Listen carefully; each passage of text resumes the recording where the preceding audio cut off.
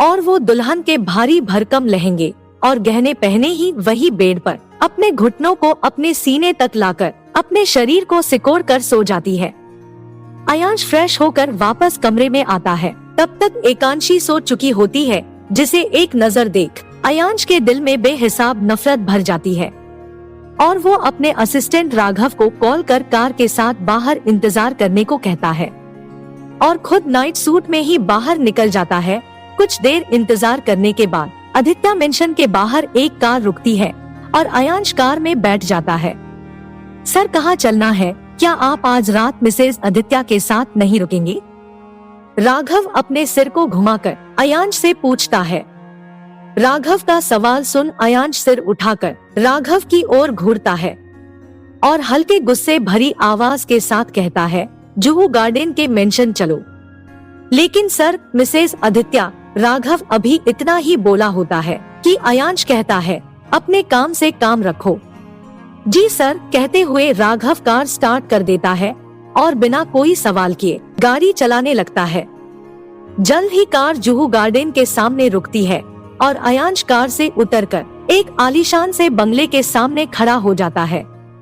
बंगले के एक कमरे में खिड़की से रोशनी बाहर आ रही होती है और बाकी के सारे कमरे में सिर्फ अंधेरा दिखाई दे रहा था। अयांश कमरे की रोशनी देख कहता है, जाने से पहले लाइट क्यों नहीं ऑफ किया? राघव कार से निकलते हुए कहता है, सर, वो उस रूम के स्विच में कुछ प्रॉब्लम है।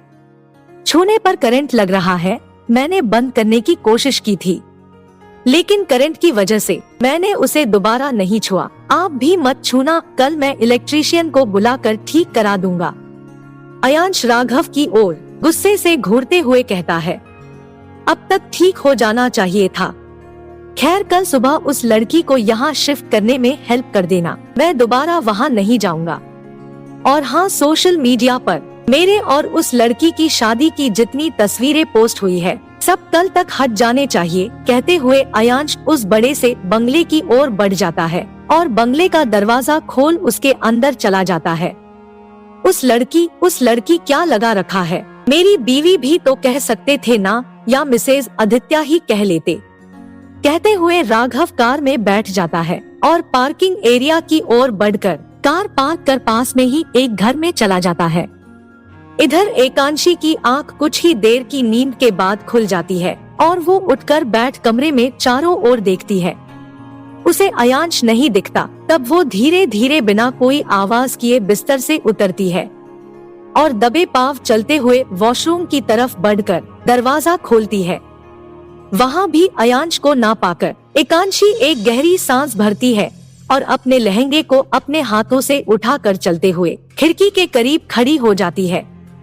खिड़की के करीब कुछ देर खड़े रहने के बाद एकांशी वही खिड़की से लगकर बैठ जाती है और कमरे के सजावट को बहुत ध्यान के साथ देखने लगती है। फूलों से सजी बिस्तर, हर तरफ जलते कैंडल और कमरे के दीवारों पर फूलों से बना दिल और दिल के बीच एकांशी और अयांश लिखा हुआ।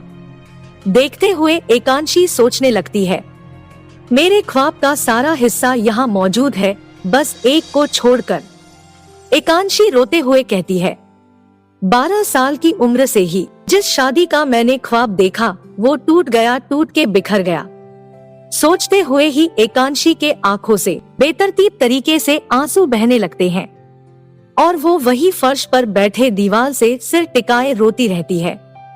उधर अयांश अपने बंगले के अंदर जाकर सारे लाइट्स को ऑन करता है और हॉल से चलते हुए सीढ़ियों से होते हुए अयांश अपने कमरे में जाकर अपने कुछ घंटों में पूरी तरह बदल चुकी जिंदगी के बारे में सोचने लगता है। उसे 2 दिन पहले की वही रात याद आने लगती है जब नशे की हालत में एकांशी और वो एक साथ एक ही कमरे में थे।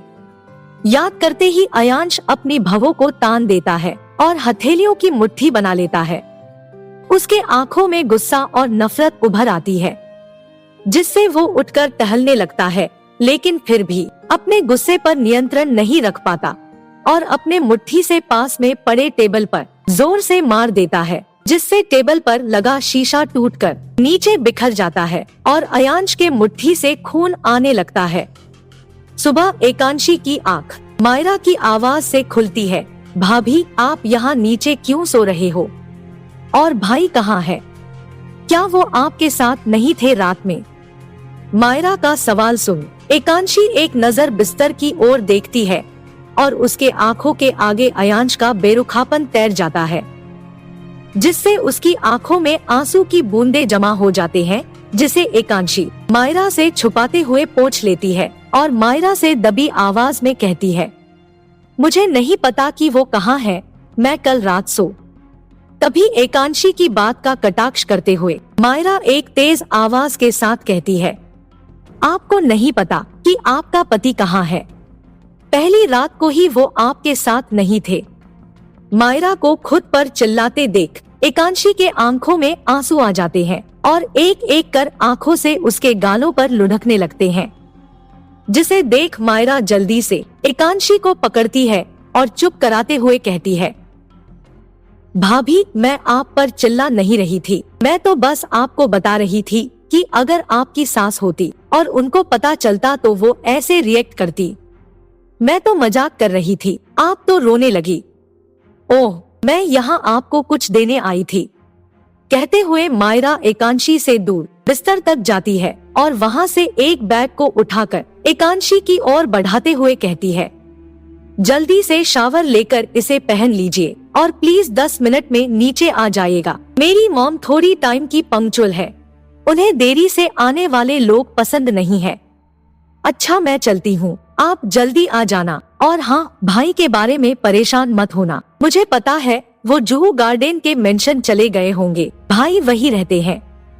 इतना कहकर मायरा वहाँ से चली जाती है और एकांशी चलते हुए शीशे के सामने खड़ी होकर खुद को देखते हुए अपने हाथ को अपने गले तक ले जाती है और अपने मंगलसूत्र को पकड़कर मन में सोचती है, 8 सालों का सबसे हसीन ख्वाब आज मात्र एक उदासी और नफरत का जरिया बन गया। उधर अयांश भी बालकनी के झूले पर अपने कटी हुए हथेली पर बिना कोई पट्टी किए सो रहा था। उसके हाथ से एक एक कर खून की कई बूंदें नीचे फर्श पर गिरकर फैल चुकी थी और काफी देर तक ऐसे ही हाथ लटकाए रहने से अब खून गिरना बंद भी हो चुका था। तभी उसके कानों में अपने फोन की रिंग सुनाई देती है और वो अपने हाथ को संभालते हुए झूले से उठकर कमरे की तरफ बढ़ जाता है। फोन मायरा का होता है, जिसकी वजह से अयांश बिना रिसीव किए फोन को बिस्तर पर बेतरतीब ढंग से फेंक कर शावर लेने चला जाता है। उधर राघव सुबह सुबह ही एकांशी को जुहू गार्डन के मेंशन ले जाने के लिए आदित्य मेंशन पहुंच जाता है, जिसे देख कर अयांश के बड़े पापा दिनेश आदित्य कहते हैं, अयांश आज ऑफिस नहीं जाएगा, आज शाम को उसका रिसेप्शन है। एक बार शादी की सारी रस्में खत्म हो जाए फिर अपने बॉस को ले जाना ऑफिस। राघव कहता है, मैं बॉस को ऑफिस ले जाने नहीं आया हूँ, वो तो कल रात को ही आदित्य मेंशन से चले गए थे। मैं मिसेज आदित्य को उनके जुहू गार्डन के मेंशन ले जाने के लिए आया हूँ। बॉस वही है और उनका ऑर्डर है ये। तो दिनेश गुस्से में बोले, ऐसे कैसे चला गया वो बहू को यही छोड़कर? और बहू यहाँ से कहीं नहीं जाएगी, उसे फोन करके बोलो कि यहाँ वापस आए। रिसेप्शन है आज, शाम को मीडिया वाले आएंगे, क्या कहेंगे हम सब उनसे? आखिर क्या करेगा अयांश दिनेश जी की बात सुनकर? क्या होगा अब एकांशी का? जानने के लिए सुने